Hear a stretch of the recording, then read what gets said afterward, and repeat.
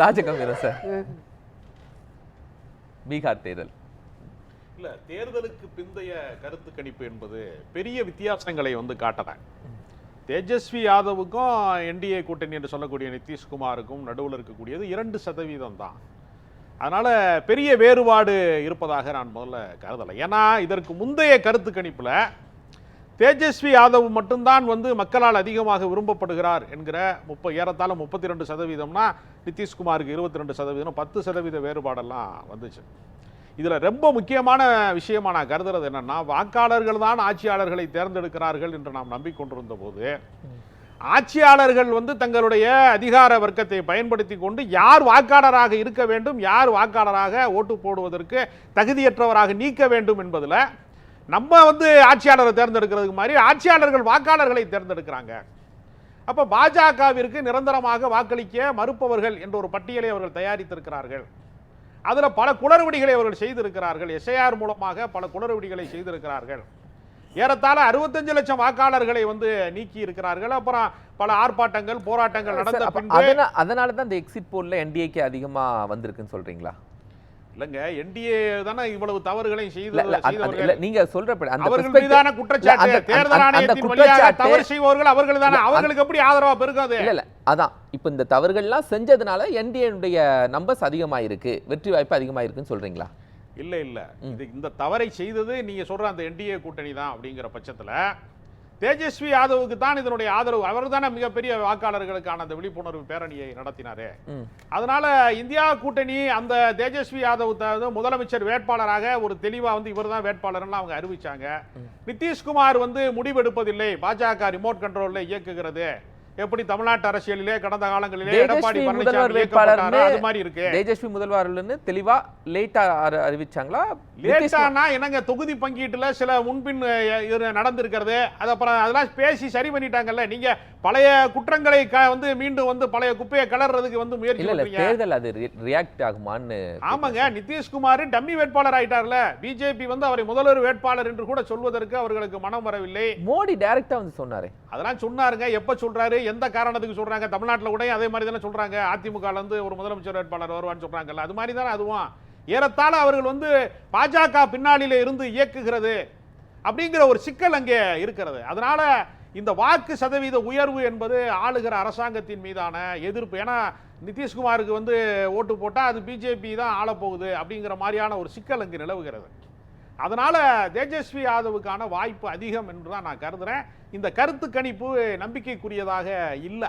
உண்மைக்கு மிக அருகில் இருப்பதாக வேண்டுமானால் கருதலாமே தவிர உண்மையாக இருக்குமான்னு நம்ப முடியல. இந்த கருத்து கணிப்பு ஒவ்வொரு தொகுதி வாரியா எடுக்கிற போது தேஜஸ்வியுடைய ஆர்ஜேடி போட்டியிட்ட இடங்களும் காங்கிரஸ் போட்டியிட்ட இடங்களும் எந்த இடங்கள்ல இந்த வாக்கு சதவீதம் குறைந்திருக்கிறது அப்படின்னு நீங்க பாக்குறீங்க? யாருக்கு ரொம்ப டவுன்ஃபால் இருந்துச்சு, ஆர்ஜேடிக்கா காங்கிரஸ்கா? இல்லை, என்னை பொறுத்தவரையில் தேஜஸ்வி யாதவுடைய தேர்தல் அறிக்கை, அவர் மக்களை அணுகிய விதம், இதெல்லாம் நீங்கள் பார்க்கிற போது வீட்டுக்கு ஒருவருக்கு அரசாங்க வேலை கொடுப்பேன் என்று சொன்னது, அந்த ஏற்கனவே பின்தங்கிய இந்தியாவிலேயே ரொம்ப வறுமை கோட்டுக்கு கீழே இருக்கக்கூடிய மாநிலம் என்று சொல்லக்கூடிய இடத்துல பீகார் இருக்கிறது, அதனுடைய வளர்ச்சி சார்ந்த திட்டங்களே அவர் சொன்னார்.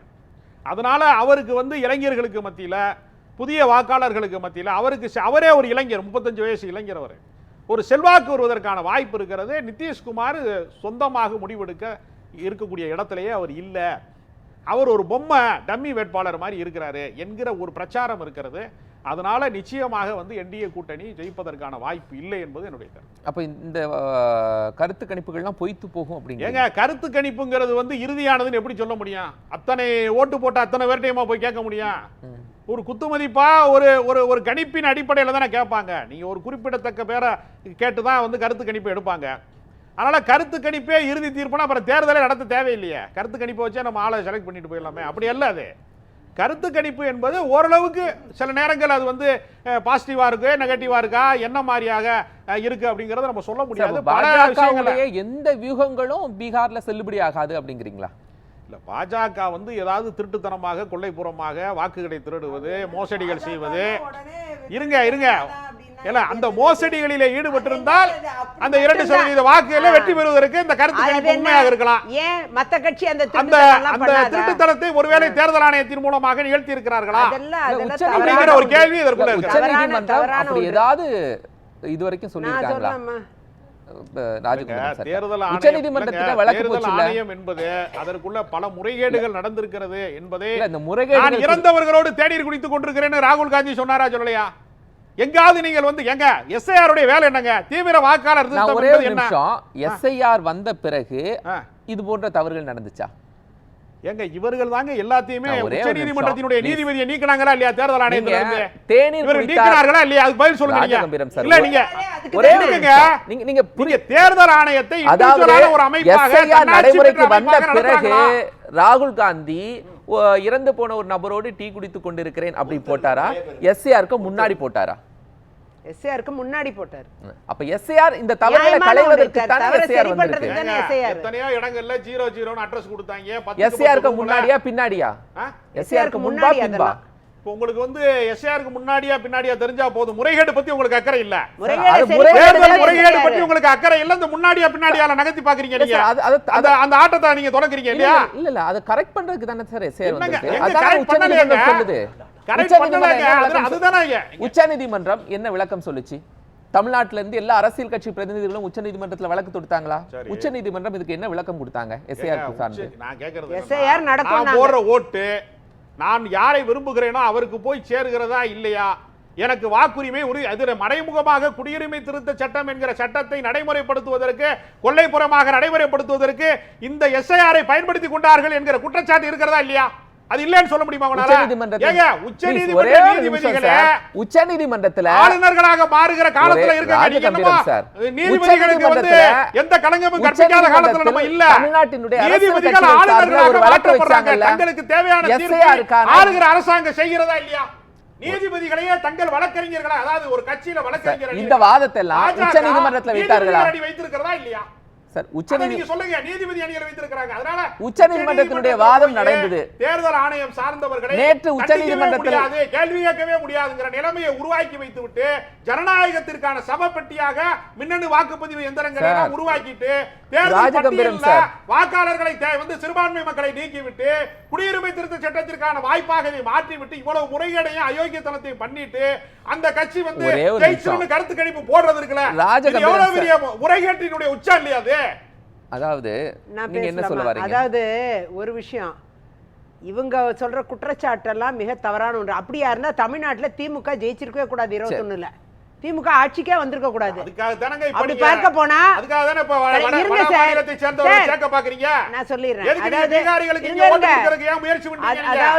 அதாவது பீகார்ல இருக்கிறவர்கள் தமிழ்நாட்டிலே தாக்கப்படுகிறார்கள் என்கிற பொய்யான வதந்தியை ஒரு நாட்டினுடைய தலைமை அமைச்சரே பேசுகிற ஒரு அவல நிலைக்கு நம்ம ஏன் ஆளா இருக்கோம்? பதில் சொல்லுங்க. நீங்க பதில் சொல்றேன், கொஞ்சம் இருங்க. அதாவது இன்னைக்கு வந்து திமுக ஆட்சி கட்டிலில் உட்கார்ந்து இருக்குன்னா அதே முறைகேடுன்னு சொல்ற அதே தேர்தல் ஆணையம் தான் இவங்களுக்கு சர்டிபிகேட் கொடுத்துருக்கு.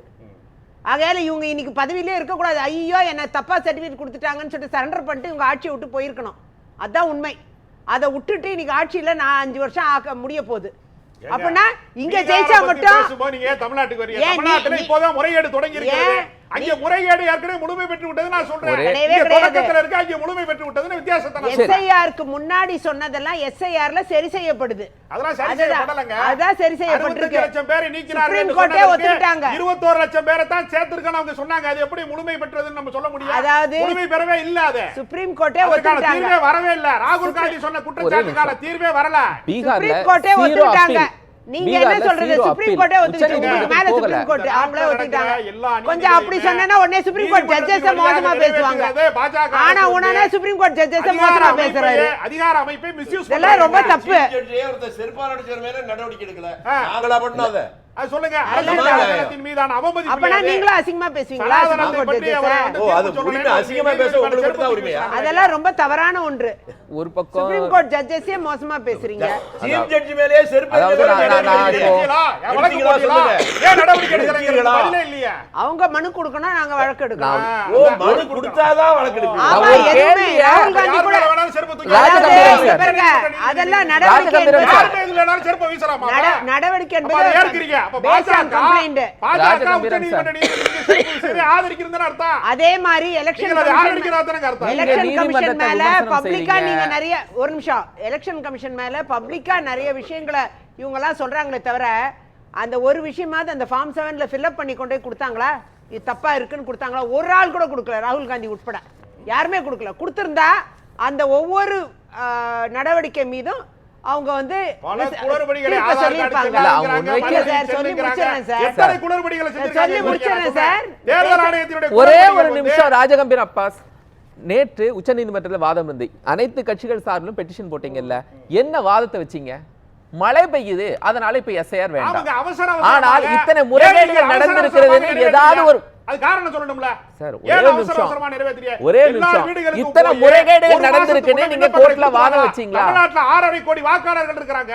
6.5 கோடி வாக்காளர்களுக்கு விண்ணப்பத்தை கொடுத்து சார், please. எல்லாரையுமே நீங்க check நீங்க பண்ணி என்ன கரெக்டா வாதம் நீங்க வைத்தீங்கன்னு விண்ணப்பங்களை கேட்டா, திரும்ப பெற்றுவீங்களா? நீங்க என்ன வாதம் வைத்தீங்கன்னு கேட்டா, உச்சநீதிமன்றத்தின் பின்னால் போய் ஒளிந்து கொள்கிறீர்கள். எல்லா அயோக்கியத்தனத்தையும் பண்ணிட்டு சார், அவர்கள் ஒளிந்து கொள்கிற நீங்க என்ன இடமாக, வாதம் வைத்தீங்க மனு போடுற தெரியுமா? இடமாக நீங்க மழை என்ன பெய்கிறது செய்றீங்க? என்கிற வாதத்தை உச்சநீதிமன்றம் வைத்திருக்கிறீர்கள். அதெல்லாம் விசாரிக்கவே தவறான இல்லை ஒன்று. என்பதை சொல்லி சொல்லி நீங்க என்ன செய்யணும்? அந்த என்ன அயோக்கியத்தனத்தை ஆதரிக்கிறீங்களா இல்லையா? என்ன முறைகேடுகள் நடந்து இன்னும் சொல்லல. முறைகேடு இல்ல. என்ன முறைகேட்டுக்கு திருச்சி வேலுசாமி சார், ஆதாரங்களை ராகுல் காந்தி வெளியிட்டாருங்க. நீங்க ராகுல் காந்தி திருச்சி வேலுசாமி சார், அறிக்கையை நீங்க சொல்லுங்க. வேலுசாமி சார் என்ன? ஆதார் கார்டுங்களா? சரி, கண் விழி முதல் கொண்டு செக்அப் பண்ணி தானே போட்டாங்க. இது இருந்தா போதும் உங்க வரலாறே தெரியும்னு சொன்னாங்களா? இப்ப எதுக்கு சார் எஸ்ஐஆர்? இதுக்கு எத்தனை கோடி செலவு பண்ணி போட்டீங்க? இதுலதான் எல்லாம் வந்துருச்சே. ஆதார யாருன்னு கொண்டு வந்தது சார்? காங்கிரஸ் என்ன கொண்டு வந்துச்சு சார் இது சரி, நீங்களே அதை ஒத்துக்கிட்டீங்களா இல்லையான்னு கேட்கல யார் கொண்டு வந்தாங்க சார்? சார். கொண்டு வர நீங்களே கொண்டு வந்து வச்சிருங்க சார். சார், நான் இதுல எப்படி எல்லாம் கொண்டு வர முடியும்? வந்துருச்சுல்ல? நான் எப்படி சார் கொண்டு சார், வர முடியும்? எல்லாம் வந்து- ஒரு அரசு தான் சார் கொண்டு வர முடியும். இப்ப திரும்பி இப்போதான் திரும்பி அதே நான் என்ன சொல்ல வைக்கிறீங்க. நான் கேட்கறது இந்த ஆதார்ல எல்லா விஷயமும் ஒரு மனிதர் இருக்கு. எந்த ஊருக்கு போய் இந்த ஆதாரம் அப்படி கொடுத்தாலும் முதல் அவருடைய முதல்ல வரலாறு சொன்னது வந்துரும். காங்கிரஸா பாஜகவா? ஐயோ எனக்கு தெரியலங்க, நீங்களே